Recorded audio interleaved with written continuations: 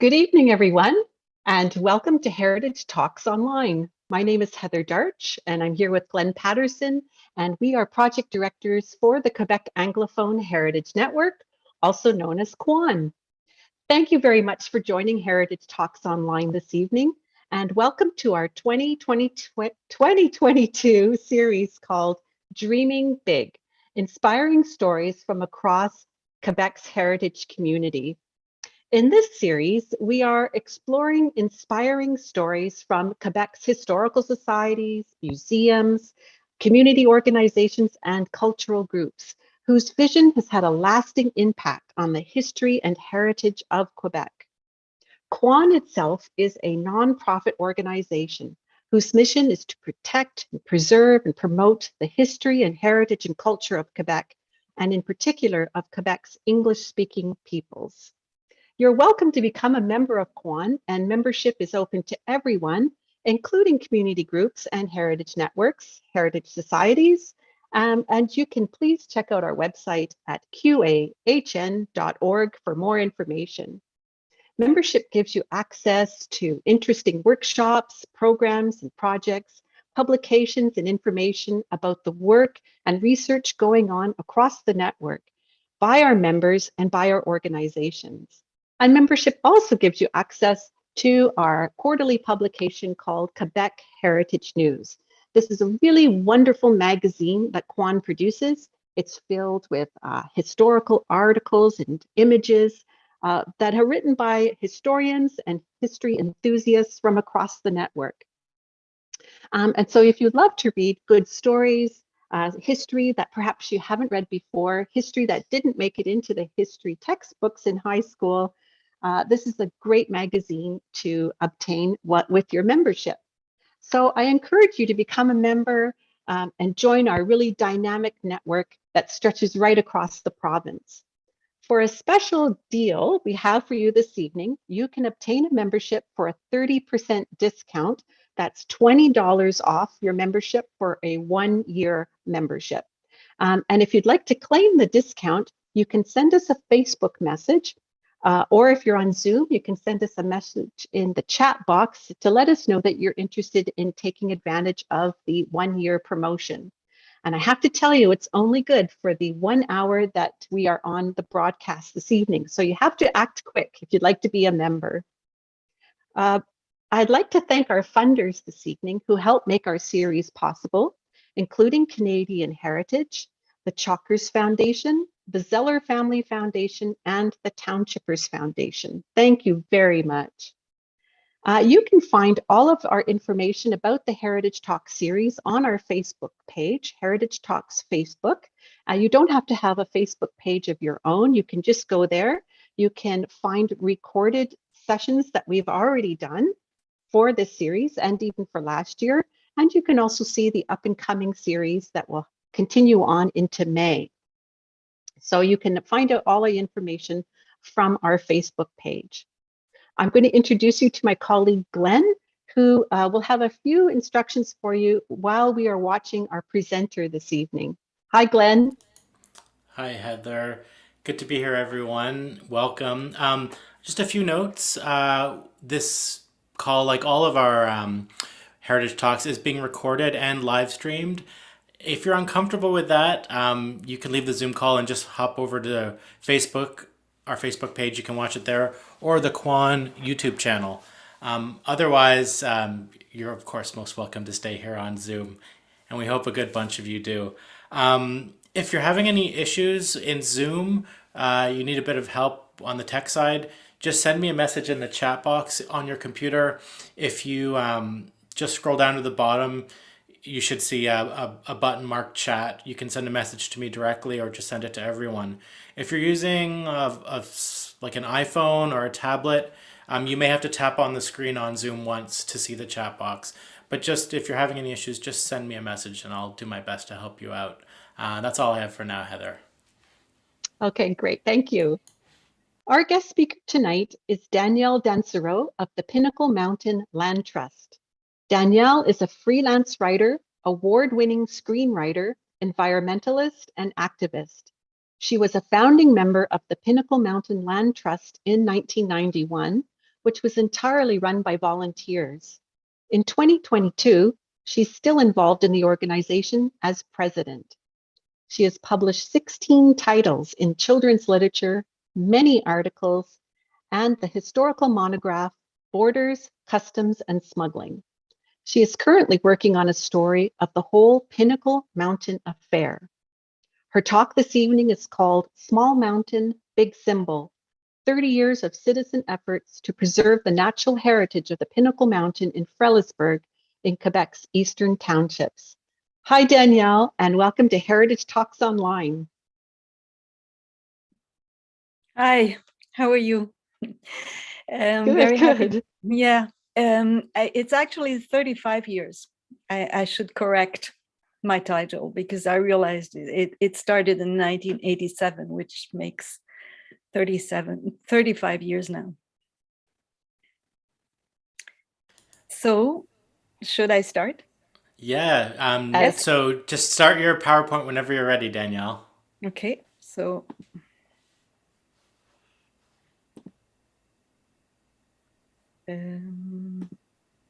okay, here we go. Okay, so like I said, it's really 35 years of efforts for the conservation of the Pinnacle. So for those who don't know, the Pinnacle is located in Frelighsburg. It's quite high. It has 710 meters of altitude, and it's visible from 50 kilometers around, as much in the States as it is in Quebec. And it is one of the last undeveloped mountain region hills. So from the summit, there is a stunning view on 360 degrees, but at the moment we cannot reach the summit because it's private. Those pictures are from Danielle Langlois Foundation, who owns the summit. But for those who probably hiked it earlier in when it was still possible, it's absolutely a fantastic view.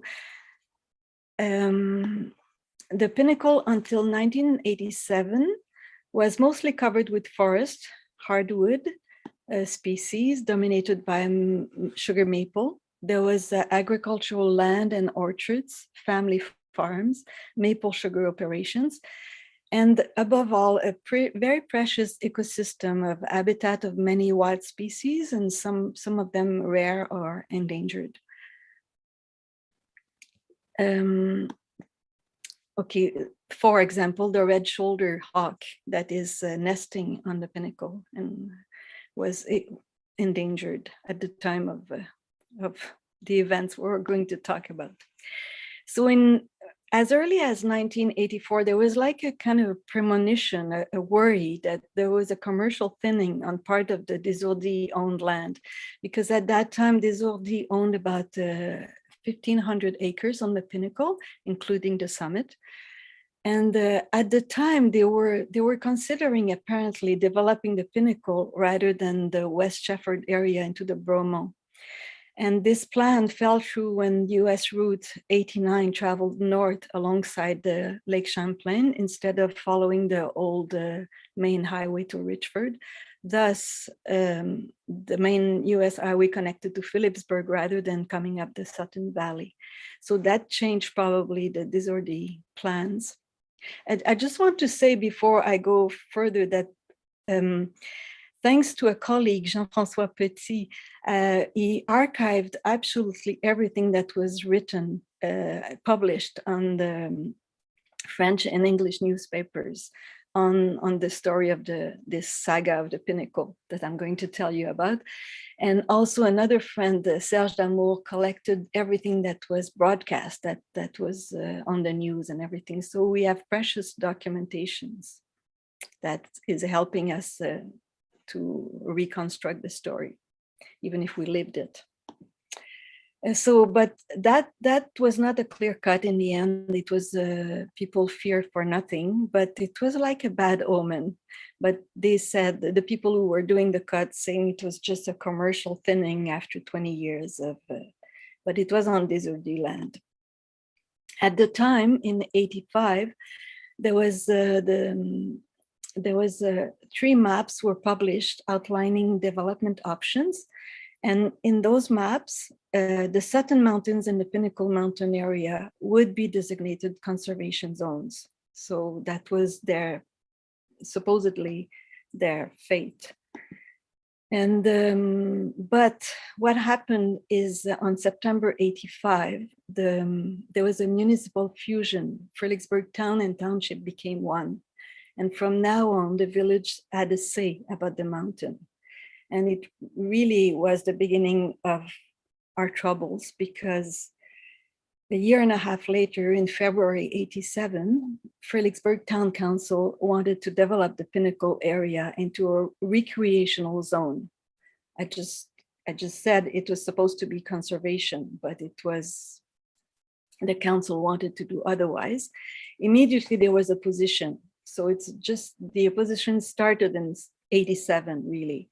And 20 landowners presented the council with a petition of local residents asking that the conservation proposition be upheld. So on the town council on February 87, the Desordi company lawyer, Serge Lalonde, was there. He was present. And he said that the Desordi had no plan for a ski center, but he wanted to keep the zone to be changed to a recreational. At the moment, it was agricultural, but some people in the municipality wanted it to be zoned conservation or park. And that lawyer said that the change that would be opposed by the Desordi family because they would consider it had lost its right. It would be like a disguised expropriation. So at that point, the town would have to buy the land. And that was not true, but it influenced the public opinion at the time.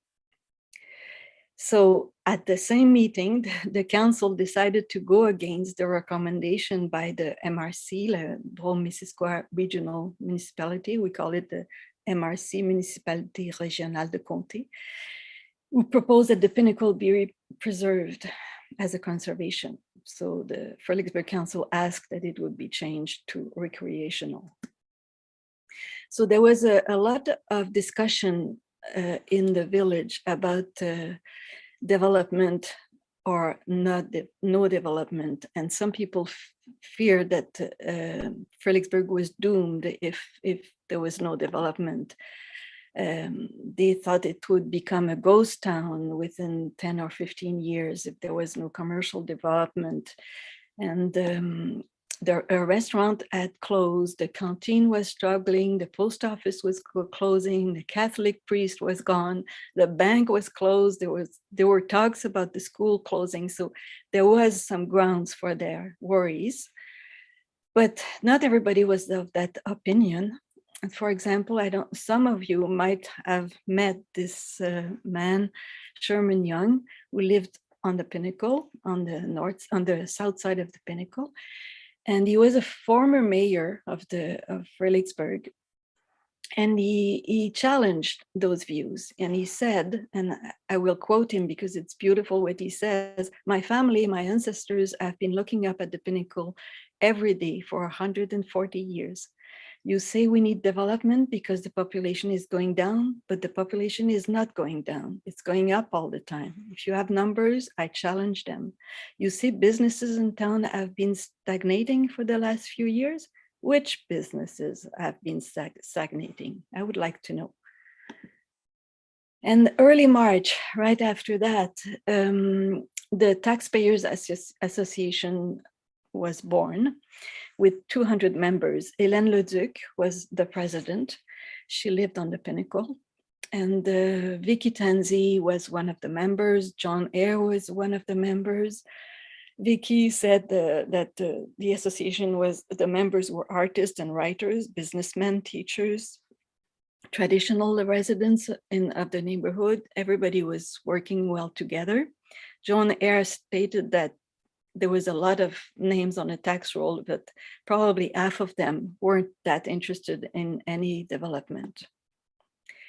At the same month, there was a second association that was born. It was the the Pinnacle Mountain Conservation Association, with Richard Sommer, who was the president, and Guy Alcoté was the vice president. Richard is a poet, and Guy Alcoté was a filmmaker. Richard is Vicky Tanzi that I just mentioned, her husband. But in a unanimous decision, the mayors of the MRC, the 23 mayors of MRC, silently voted to confirm the Fredericksburg Village Council's decision to open up the undeveloped mountain for commercial recreation. At the same meeting, there was Hector Messier, who is a representative for the local branch of the Union des Producteurs Agricoles, UPA. And he spoke in favor of leaving the Pinnacle zone as it was, like for farming. The UPA opposed any rezoning of farmland by municipalities or MRCs. This is Hector Messier at the time. So at the next municipal elections in '87, the Taxpayers Association presented a slate of candidates. And for mayor, there was Rose Bernier, who opposed Guy Gosselin, but unfortunately she lost by a big, big margin. And only one councillor from the Taxpayer Association was elected. It was Marie Bussière. So it showed that the people who were elected were more pro-development usually, but it was split, but anyway, you will see. So in May 1988, Desordi sells his land. So he had Desordi had owned for more than 20 years, and they sold to Les Entreprises Cibeca for the sum of $1 and other considerations, all its land on the Pinnacle. And the Cibeca major shareholder is lawyer Pierre Tellier from Montreal, who also has a weekend home in Fredericksburg. According to Radio-Canada at the time, Cibeca got a loan of $600,000 from Desordi at a 10% interest, refundable in 1 year in order to launch the project. But above all, I mean, the real value of the property was estimated at near $1 million. So soon after, right after the purchase, there was a presentation by Cibeca, by US urbanist and ecologist Peter Bourgeois. And I will show you the plan was that it was a private 67 million ski and golf resort, a private ski hill, 3 chairlift, 1 Poma lift, surrounded by 350 single-family residents scattered amid the 18-hole golf course. But the peak of the Pinnacle in their plan would be untouched. Tellier hoped that 900 people would want to pay a $20,000 each membership to join the center, and the resort would be run by a nonprofit corporation like a golf club. But in order to do his project, he needed permission from the Commission de Protection des Territoires Agricoles, le CPTAQ, the board that, deciding if it's agricultural land or not, to have the zoning change from green to white for its development. The development was inspired by the Queechy Lake development in Vermont. And so that's why it was a US architect who came to present it. In the town, a study was commissioned to look into the possible economic benefit of the Pinnacle development. The study was done by Urbanitech, and it was due a month later in August. So the mayor said that the resort could employ 120 to 125 people in winter and about 30 in summer. And in his view, it could be good for keeping our young people here, he said. And he added that the majority of young people leave the Fredericksburg area because there's no jobs. So that was Mayor Gosselin at the time. Hector Messier that we saw earlier. He said that placing farmers and tourists together in one area makes for character incompatibility. So he said tourists don't like the noise that hay machine makes. They don't like the smell of manure, and they feel cornfield block their view. He's a corn farmer, and he had such problem in his area. He lives in Eccles Hill, for the ones of you who know the area. He said he was asked by a local campground not to grow his corn in a specific area because it blocked campers' view. As well, there would be soil erosion problems if the condominium dwellers move in. That was, Macy also scoffed at the idea that development creates local work.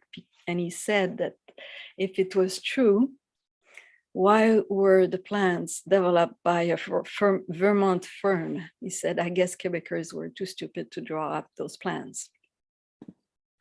Serge Damour is the guy who collected all the footage from the broadcasting. He's a Pinnacle resident, and he works in apple orchards at the base of the mountain. And he was just as worried as his friend, as Hector Messier was. And he said within 20 years, orchards would be affected by soil erosion, drainage changes, and chemical product the condominium resident would use. And maybe the first few would move in, there would be no problem, but at one point after 20 or 25 years, it might be problem. That was Serge Damour at the time. So both said they don't think the development will be very good for the local economy, as the developer was saying. Messier even said that one of his neighbor doesn't even shop in the local grocery store. They can get bigger egg cheaper in Montreal than in Fredericksburg.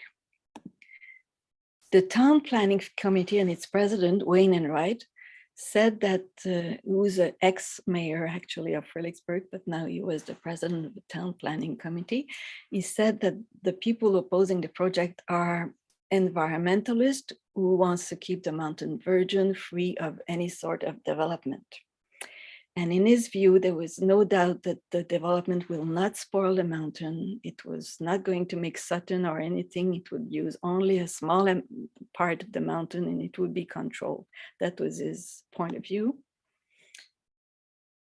In August, Richard Sommer and Guy Alcoté, who are the Association for the Conservation of Pinnacle, they wrote to the Minister of Agriculture to say that the association intends vigorously to oppose this so-called development, which would be catastrophic from both agricultural and social point of view.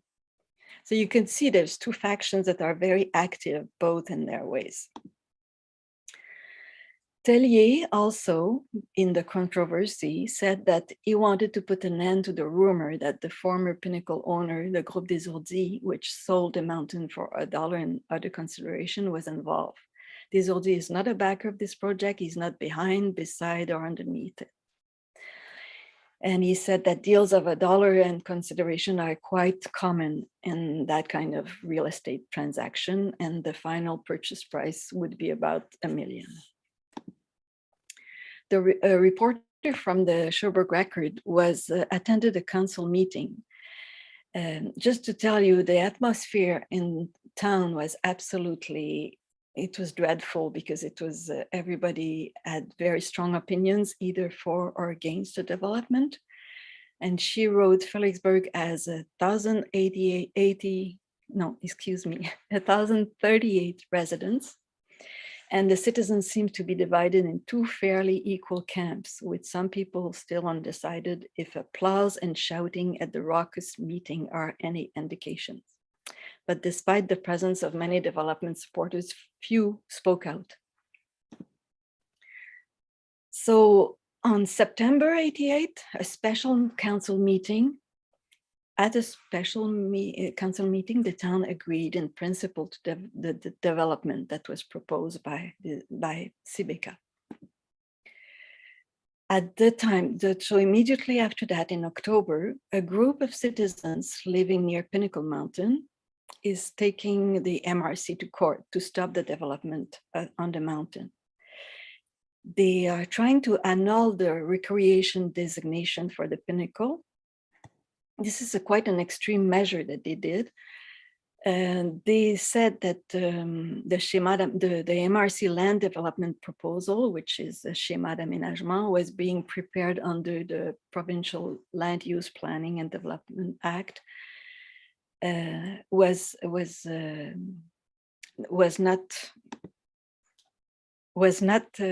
made without allowing the people of Brome-Missisquoi to have a say in a major modification of the plan. And the group's lawyer, François Tremblay, said the case is based on the fact that the MRC did not follow process required to change the zoning. Okay, this is Hélène Leduc. She was the president of the Taxpayer Association. She's also one of the 4 citizens who did the lawsuit. Meanwhile, among the group of citizens opposed to the development project, there is an intense desire to go beyond the divisive controversy and to be part of a positive and unifying solution, because it was really not a good place to live at that time in Fredericksburg. In their view, the only way of truly protecting a natural patrimony is to buy it or to limit the possibility of developing it in order to withdraw it from the speculative market. So inspired by the concept of land trust developed in the States and in Vermont, the group is working on the creation of such an organization here in Quebec. But that third voice, if you want to say, there was the pro and the cons, but there was this third voice. It will take time to be structured and properly heard, but it's what eventually became the land trust. In '89, but they started to meet right away. They started to meet, it took several months to found the land trust. In '89, the CPTAQ decided to reconsider the zoning Pinnacle. They were not sure they wanted to go. So it was kind of stalled. So it encouraged the residents to continue their fight for the preservation of agriculture in the area. But by the next year, the tension had risen so much. Sharon McCauley wrote in the Sherbrooke Record that for nearly a month, pro and anti-development factions in the village of Fredericksburg were going head to head, and tension rose in the town. There were reports of threats to councillor. Posters appeared in storefront windows. Public meetings were held by both sides. It was really, really difficult. In June 1990, there was an arson. There was a fire that was set at the Fredericksburg home of the real estate developer Pierre Tellier. And the mayor, Wayne and Wright, said that passions had been running so high in the town that a decision on the dezoning of Pinnacle Mountain was postponed by Quebec. And when the pro-development forces in the town heard of the delay, they were really frustrated, and they organized a meeting to discuss strategies. So developer Tellier was at that meeting with other citizens of the town. And when he returned to his Fredericksburg home after the meeting, it was ablaze. So no one was in the house at the time, but he told the police he saw a young man running from the yard, and a neighbor reported seeing a man matching the same description. But anyway, the provincial police is saying that Tellier is not a suspect in the case. But earlier the same day, he had just sold 4 lots on his Pinnacle property to 3 of the project supporters for $175,000.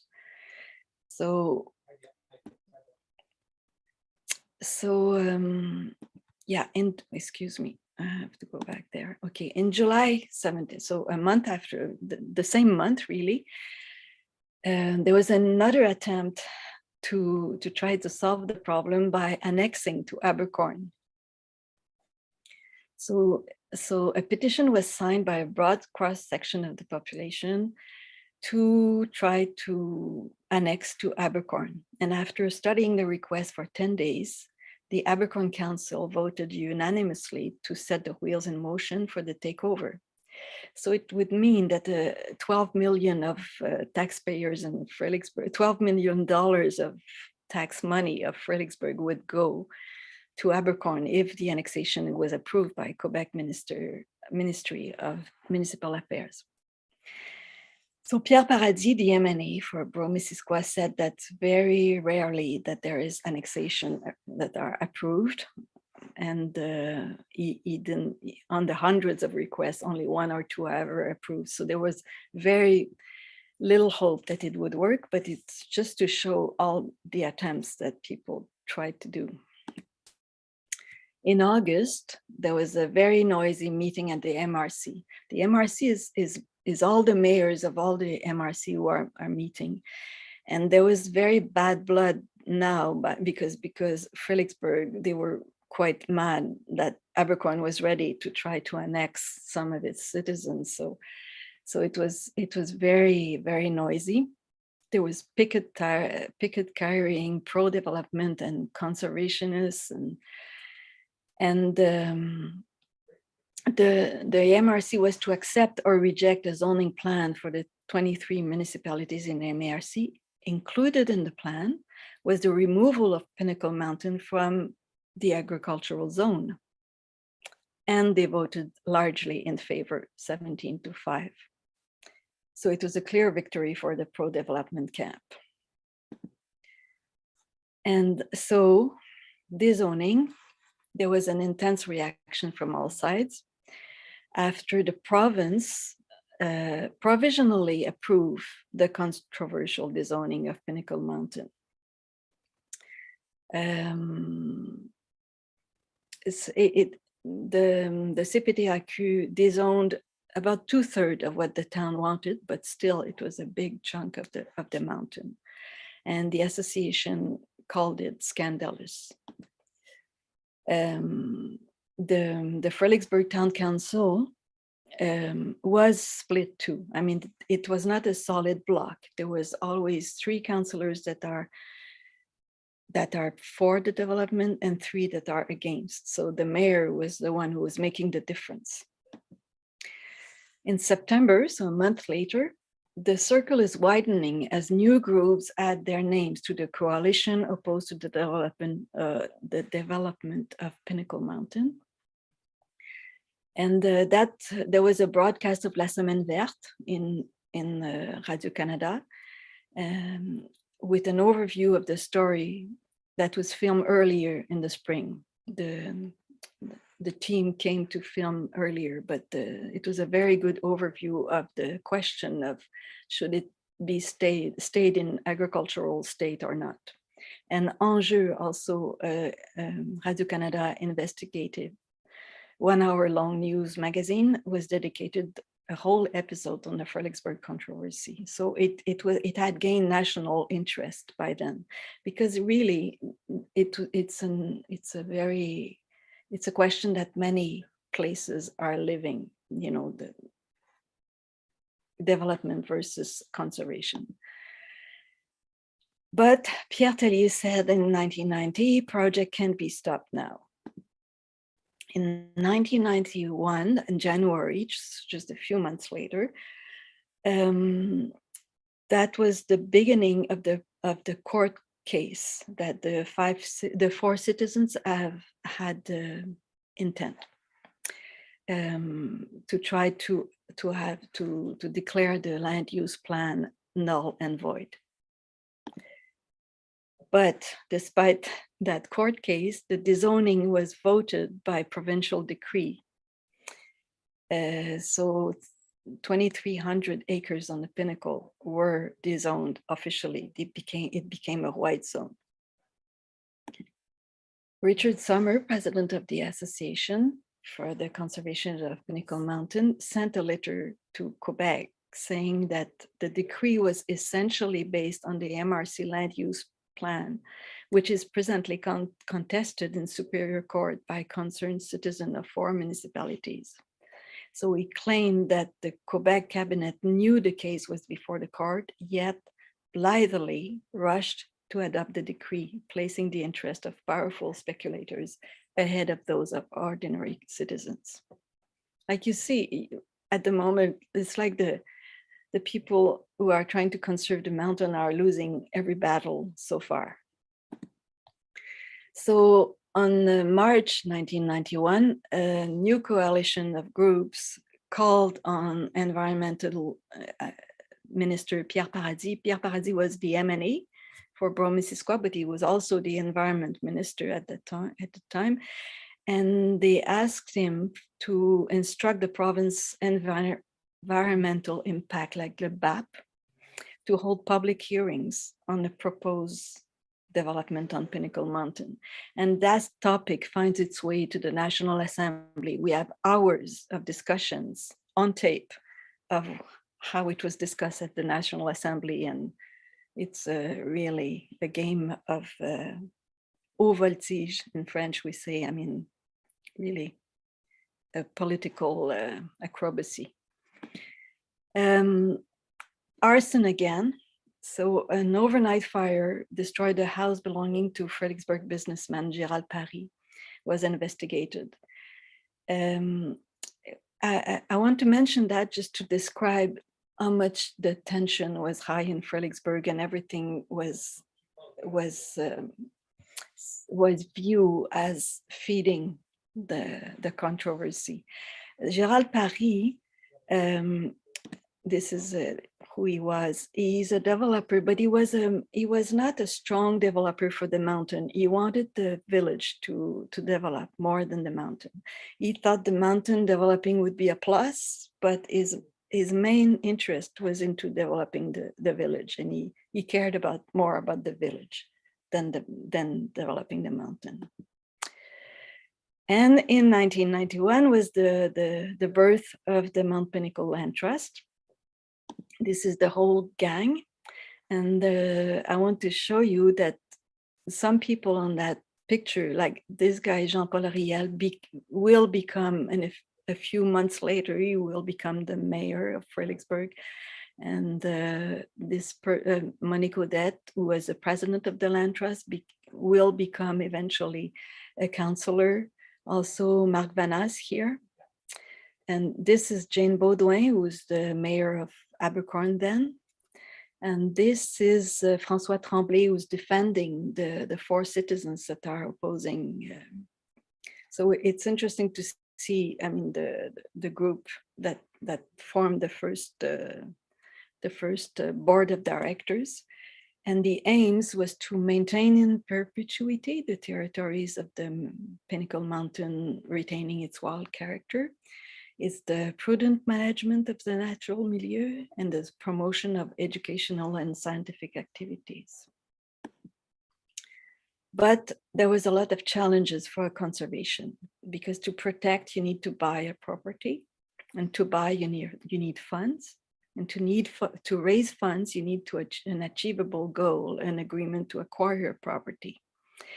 Needless to say that the owner of the mountain at that time was not very keen to sell to the land trust members.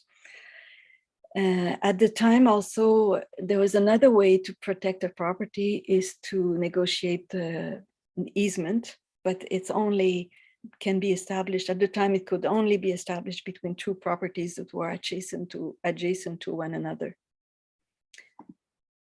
So meanwhile, Tellier decided to sue Guy Côté for libel. The story of that is interesting because Tellier was seeking damage $150,000 from a local farmer, Kenneth Scherer. Some of you might have known him. He had the farm just at the bottom of the path going up the Pinnacle. And confidential information about the Tellier's income tax was made public because a letter intended for someone else was mistakenly sent to Scherer by Revenue Canada. So Tellier claimed Scherer had deliberately and maliciously spread the content of the letter. But later he withdrew all actions against Scherer because he realized that Mr. Scherer was not at the source of that information. It was Guy Elcoté. So Tellier is now seeking damage for $500,000 from Côté. So this is Guy Elcoté and Pierre Tellier, the big duel. But in later that summer, the council adopts urbanism plan and bylaws to allow Tellier's development. But 187 residents signed the town register to oppose the changes, and only 88 signatures were required. So what happened is that the next meeting, the council voted unanimously to withdraw the set of the bylaws rather than call a referendum, because they were quite sure they would lose it. And they decided to wait for the pending court case, the one involving the MRC that I told you about. So the next fall elections, so a few months later, Côté runs as a councillor. He has a doctorate in sociology. He moved to Fredericksburg with his wife, Nancy, a translator, in 1977, I think. Yes, 1977. And he teams up with Robert Sactouris, a high school teacher who moves in Fredericksburg in 79. But he loses by a slim margin, but he loses to Yvon Lavoie, and Sactouris also loses to Claude Caron. So the mayor, Enright, is confident that now the new plan and bylaw will have a green light, because of course the other side will realize that they're not the majority. While Pierre Paradis was publicly supporting the land trust all that time, and he asked a renowned ecologist, Pierre Dansereau, to do an inventory of 2 pieces of land on the Pinnacle. And the team worked all summer on 2 pieces of land that didn't belong to Pierre Tellier. Exactly. So that was his way to support the land trust, is to try to see if we could acquire some land. In December later, there was an intensive logging we started on the Pinnacle. And a temporary injunction was granted to stop the logging, was granted to the associations to stop the logging, but the permanent one was too costly for the members of the association. And so that's the logging image. So Richard Summers said, there are timberjacks on the mountain at this very minute that could destroy valuable archaeological site even without even knowing it. And actually, maybe Glenn, you can run that little news that makes national, the issue was on the national news in English, so. Il se fasse sans accroc.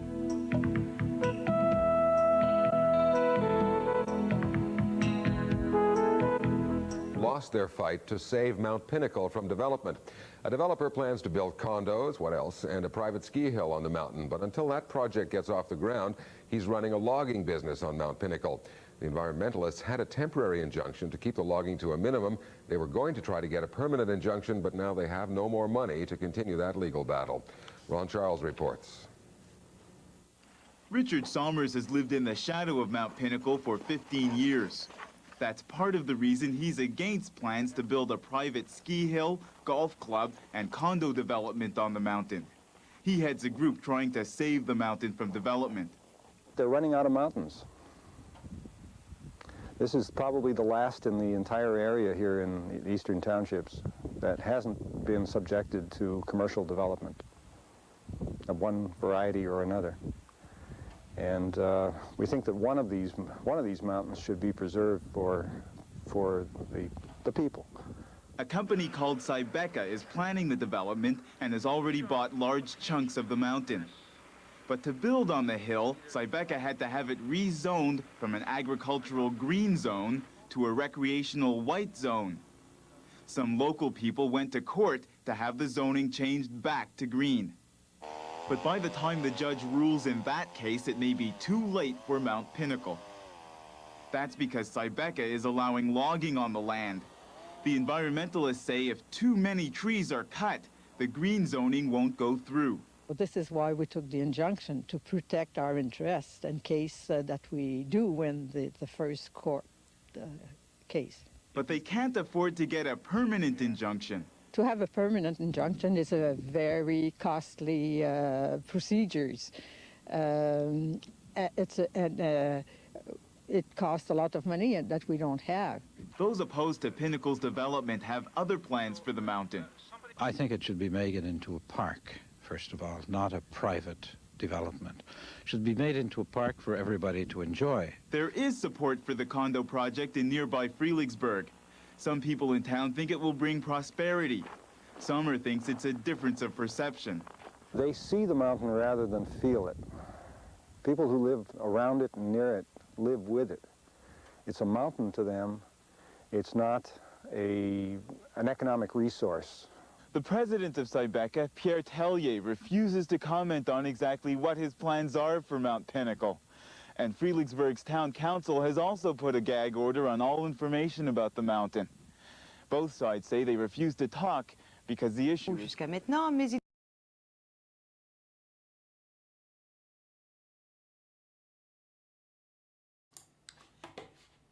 Danielle, you can just turn your mic back on and start your screen sharing again. Yeah. Okay, so like you said, it makes national news. So in May 1992, unfortunately, Superior Court Justice Hélène Lebel ruled that the changes to the MRC land use plan were adopted legally and followed the right procedure. And Sharon McCauley wrote that it was time for the wounds to heal. And she noted in her article that, sorry about that, that in her case, it was clear that the judge was affected by the passionate efforts of the group to save the Pinnacle, but her job was to determine the legality, not the morality of the zoning bylaws. So although defeated in court, the group has provided a great public service by reminding those who decide such things as to think twice before calling in the bulldozers. But for some reason, it's like there was a pouring of love for the mountain. In the Sherbrooke Record, there is so many articles in the spring and early summer of 1992. People expressed themselves as sending open letters, touching testimonies, poems, asking to preserve the Pinnacle in its natural beauty. It's like they realized it was over for the mountain and they had to express themselves. There was a strong link between the people who live on the mountain and that mountain. And one of the Sherbrooke Record reissued something that had been written and published in 1975 by Norma Young. Norma Young was the wife of Sherman Young that I mentioned earlier.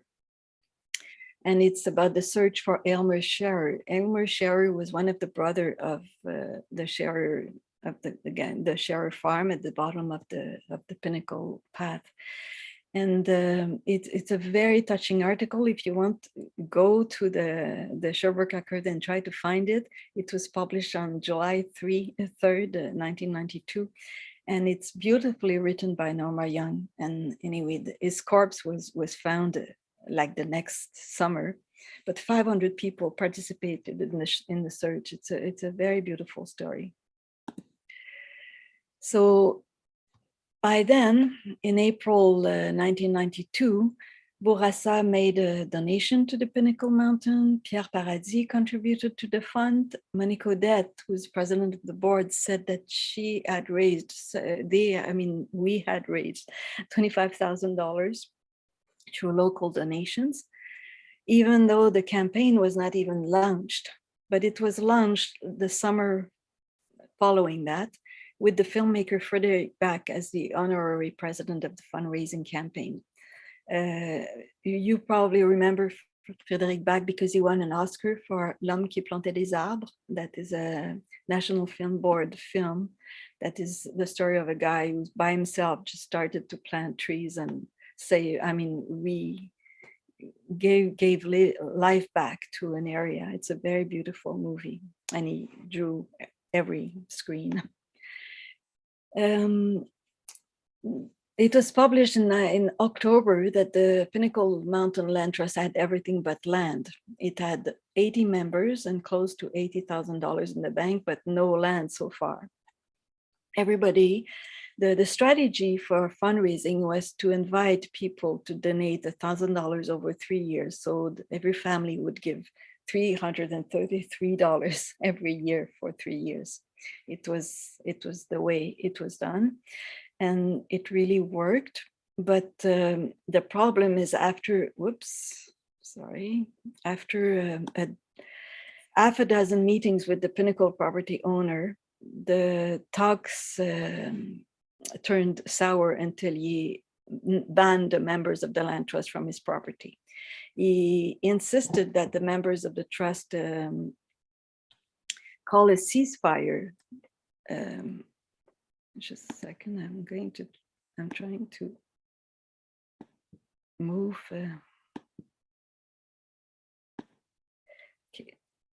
A ceasefire against for the pressure tactics against its development during the negotiation for it to stop.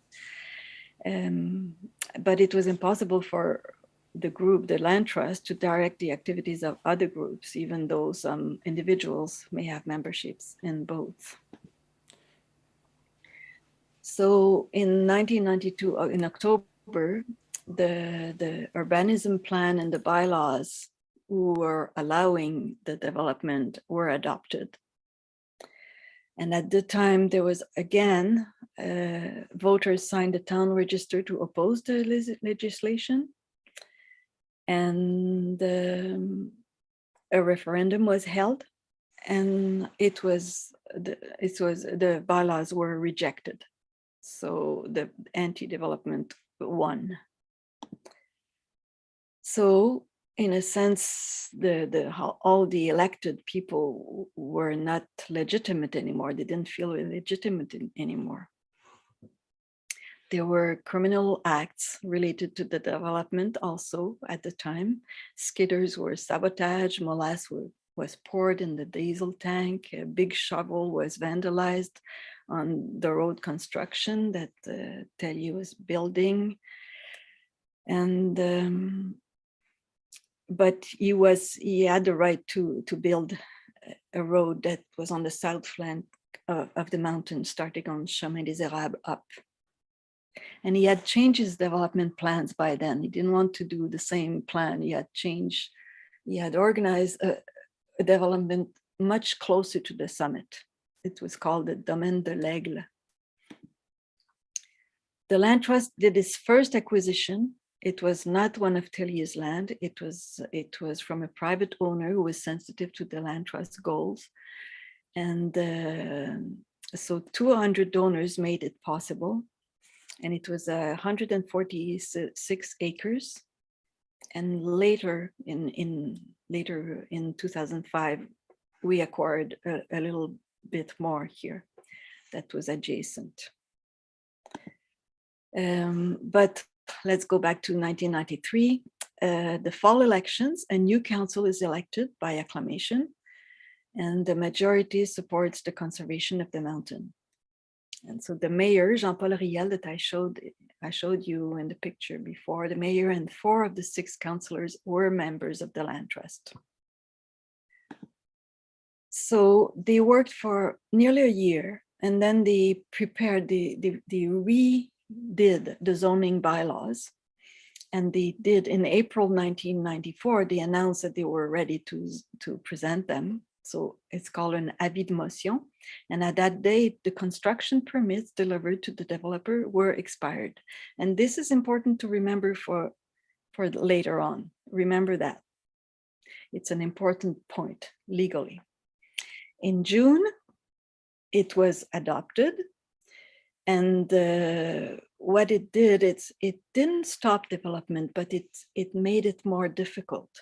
Like the people had who wanted to do any development on the mountain had to present a plan d'aménagement d'ensemble, or PAE. It's an area development plan. The whole area of the Pinnacle would have to be planned and well thought about. Otherwise, constructions was only permitted along the existing public roads on 5-acre lots. And of course, the other part, the gangs who were for the development requested a referendum, and it was to be held on August 21. On August 5, Pierre Tellier is saying that he's going to sue the municipality for 6.3 million, 5.3 to the municipality and 1 million each, 1 million for the 5 representatives who voted the bylaws. The referendum was held anyway, and it was maintained, but by a slim majority of 22 votes, but still it was in favor of those bylaws that were making the development much more constrained. In September, like 2 months later, Guy Côté dies at the age of 71 of a heart attack. In October, the summit became out of reach. That was a traditional climb. Every autumn, nature lovers, people who lived around were going up the mountain, but that year they stopped it. And there was trespassers have been threatened with the full force of the law if found on the property. And there was a message that was distributed door to door in Fredericksburg, warning residents that they were causing irreparable damage to the Pinnacle property. Tellier blames the association for the publicity about the Pinnacle and the influx of visitors. But his case against the municipality is pending.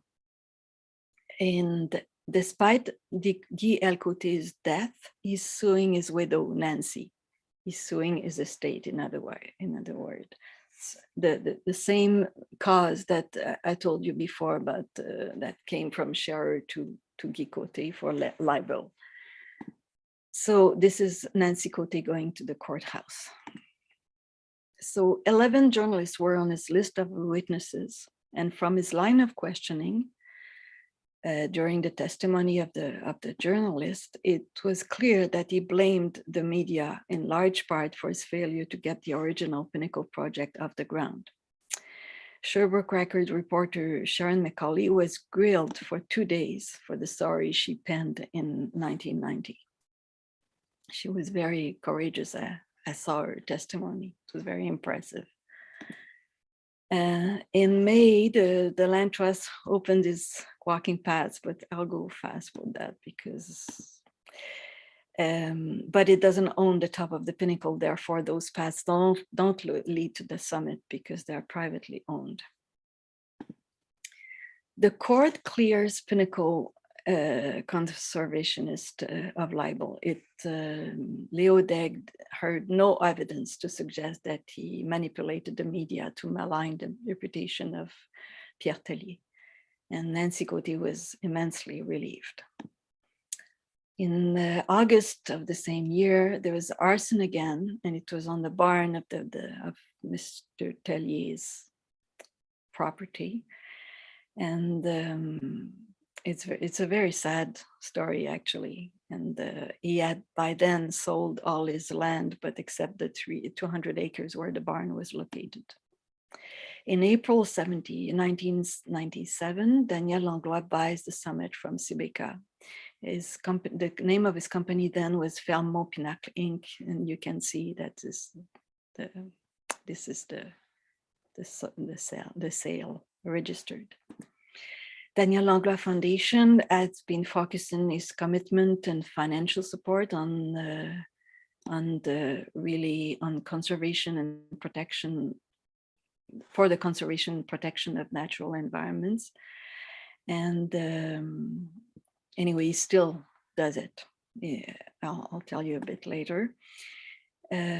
And the developer Pierre Tellier's big case against the municipality, the 5.3 million plus $1 million, is starting. And in December of 2000, the judge awarded Pierre Tellier $330,000 in his lawsuit. He awards him that, but the municipality goes into appeal. And 2 years later, the Court of Appeal set that judgment aside, saying that the judge did an error in law. And because he had not applied to renew his expired permits and had not applied for fresh permits, he did not have a right to a permit. And the setbacks that led to the interruption of the real estate development project were unrelated to the municipality's action.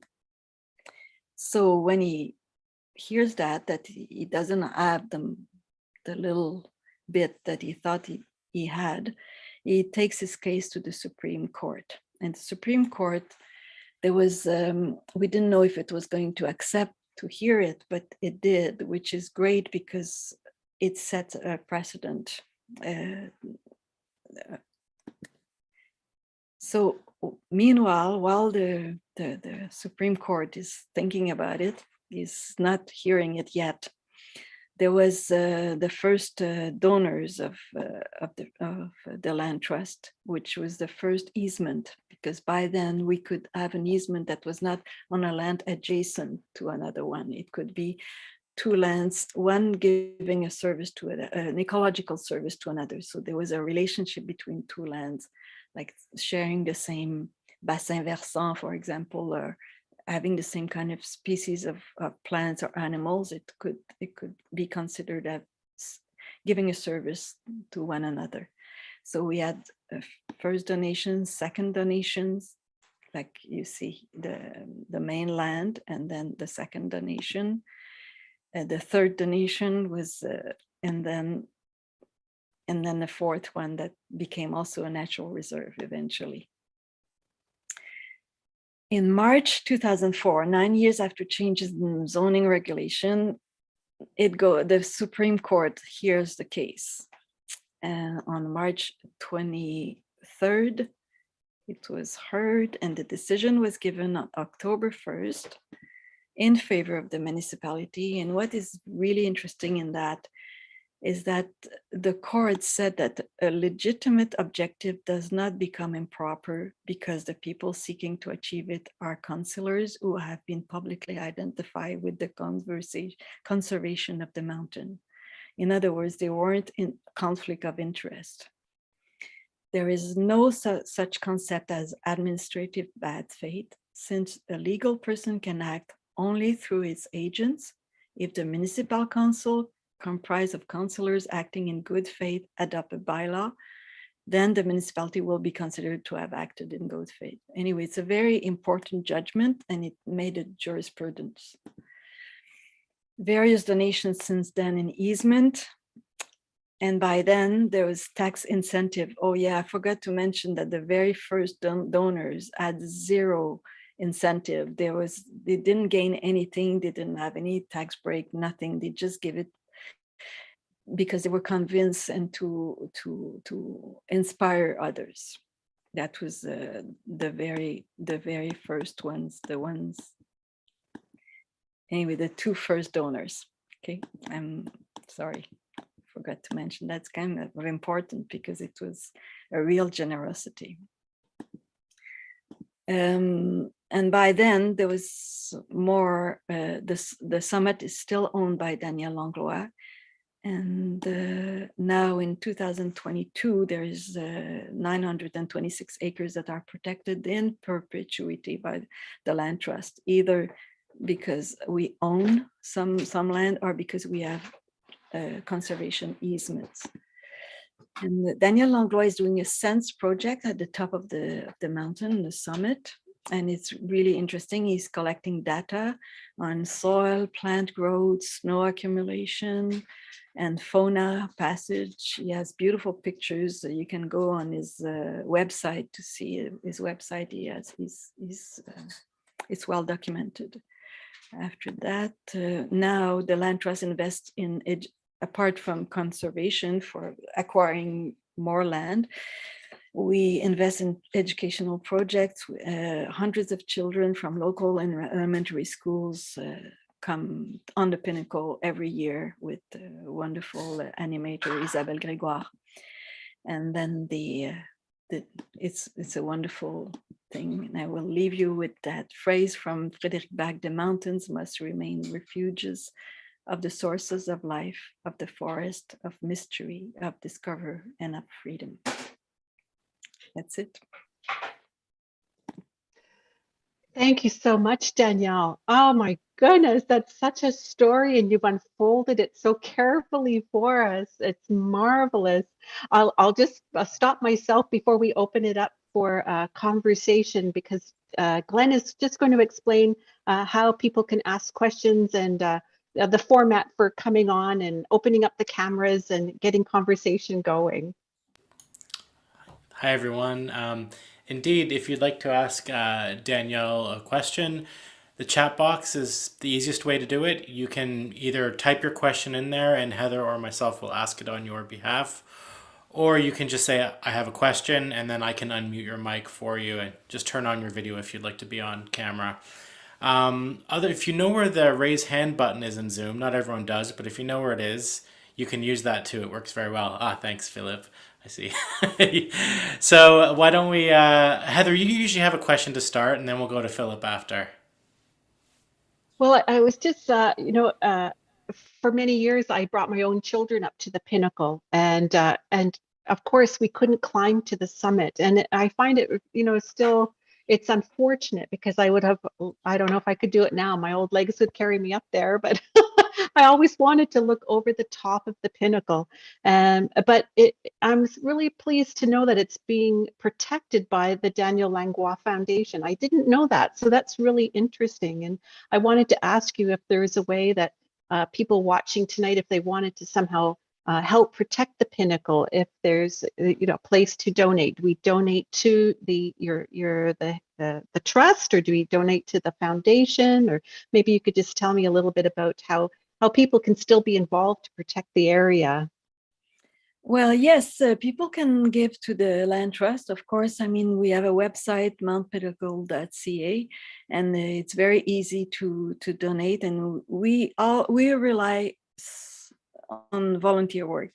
So everything we do is volunteer. So we really need people generosity to exist. And we organized in 2014. We organized a hike to the summit. We had the permission of Danielle Langlois for one season. It was just before he created his Sense project. Now he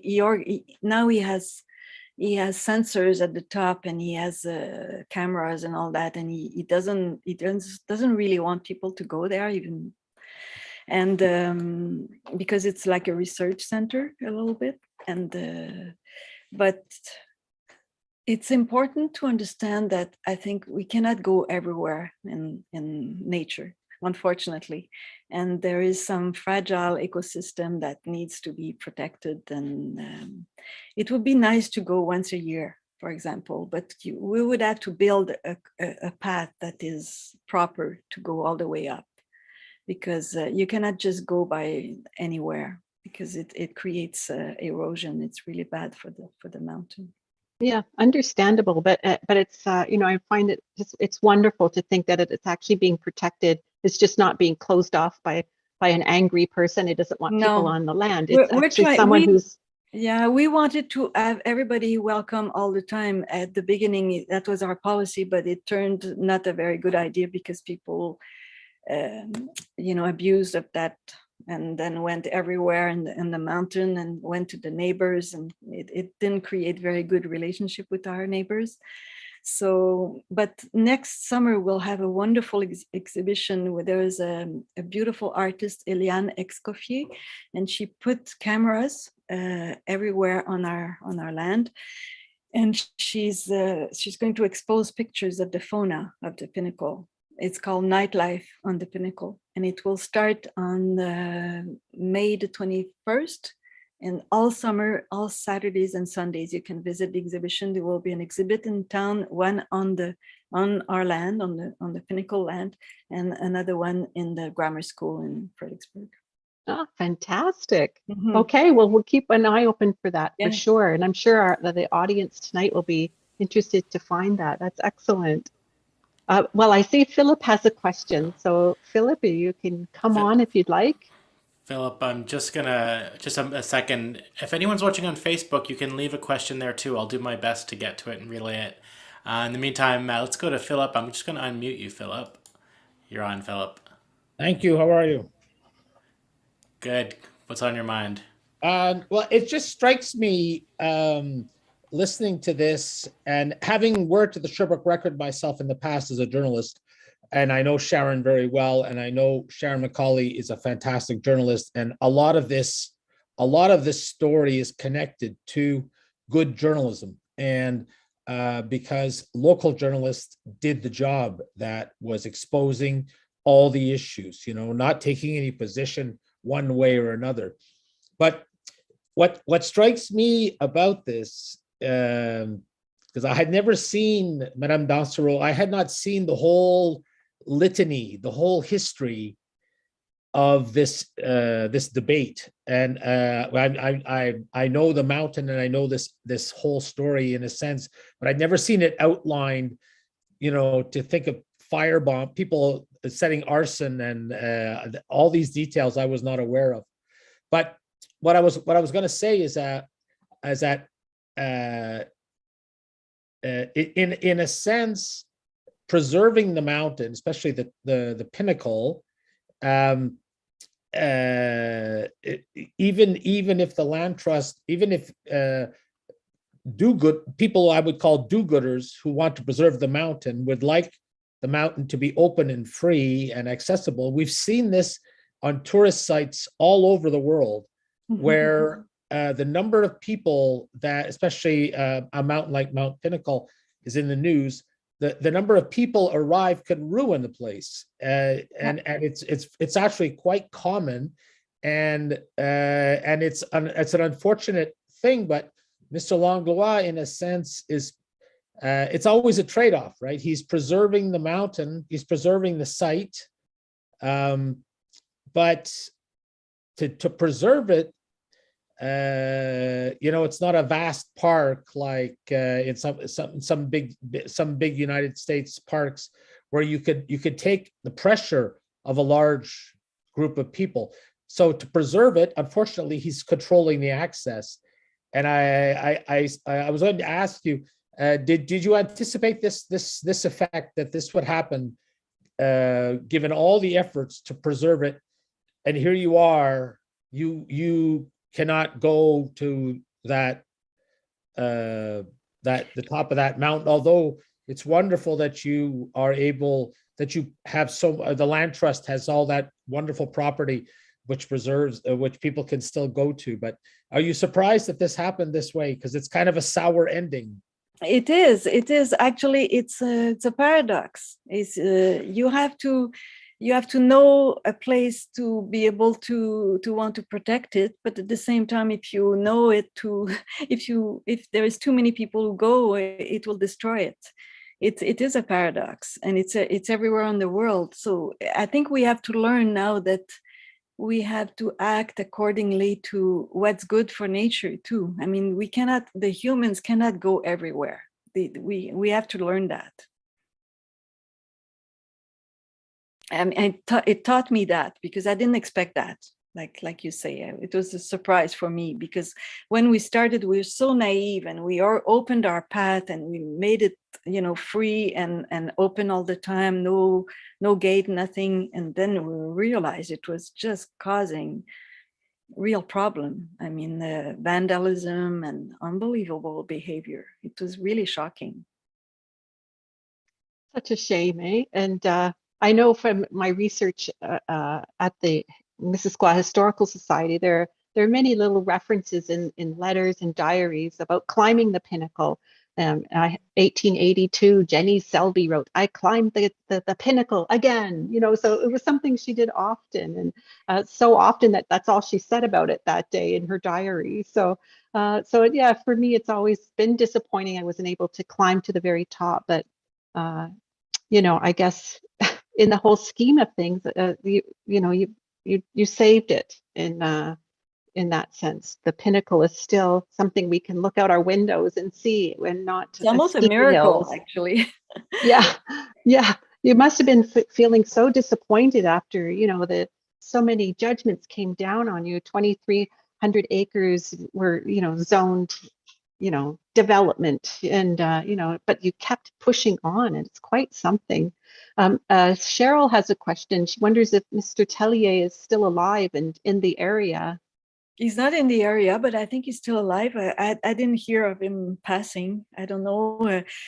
Guy Côté died, like I said. Richard Sommer died in 2012. That were the main people. But Tellier, I didn't hear. I don't know him personally, but he's not in the area for sure. But maybe he is. I don't know. I have no idea. Oh, go ahead. No, you go ahead, Heather. Okay. I was going to say in around 2005, 6, 7, I wrote an article because there was the threat of putting a big cell phone tower in the heart of the pinnacle. And at the time I was working at the Historical Society, the Historical Society became involved and tried to, you know, have a voice for protecting heritage landscapes. And you know, it was again another threat to the pinnacle. Are threats ongoing? Is it something the Land Trust has to keep working at? Yeah, thank you for mentioning that, because I didn't go as far as that in today, because I was trying to limit it to 1 hour, but the antenna fight was really a big one too.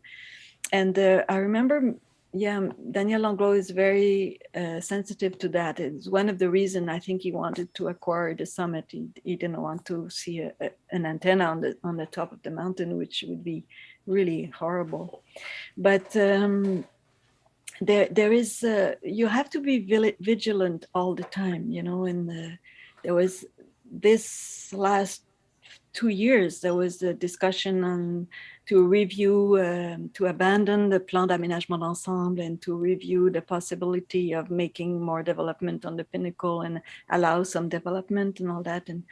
And we had to keep really vigilant and really,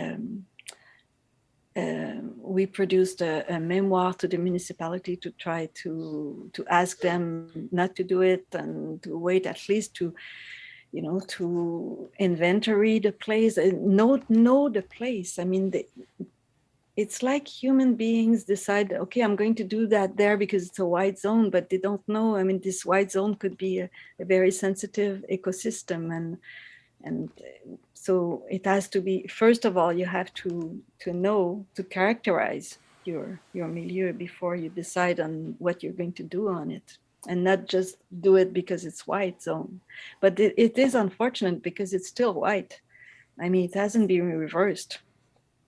Okay, that's interesting. So it means it's always the only white zone outside of the village of Fredericksburg. It's a white zone, so it has to be. We have to be so vigilant, for it to be protected, even if it's white.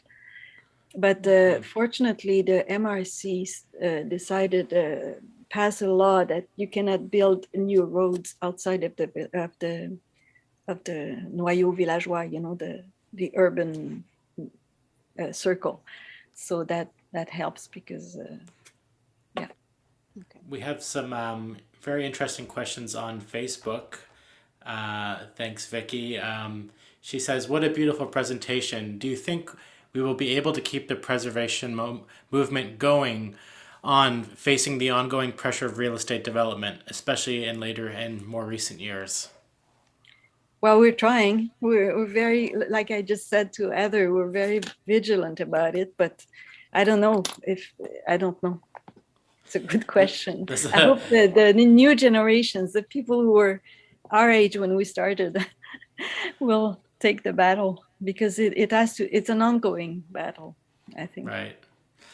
I know there is language about in perpetuity, but of course that requires that intergenerational relationship building to keep that going. Yeah. There's also a question from Bernard Mayotte. He says, maybe this is a controversial question, and I understand Danielle Langlois can do whatever he wants with his private property. Did you ever approach him about flagging and building a proper trail? It seems a shame not to have access for the very few who don't obey or care enough, that are not worthy of that privilege.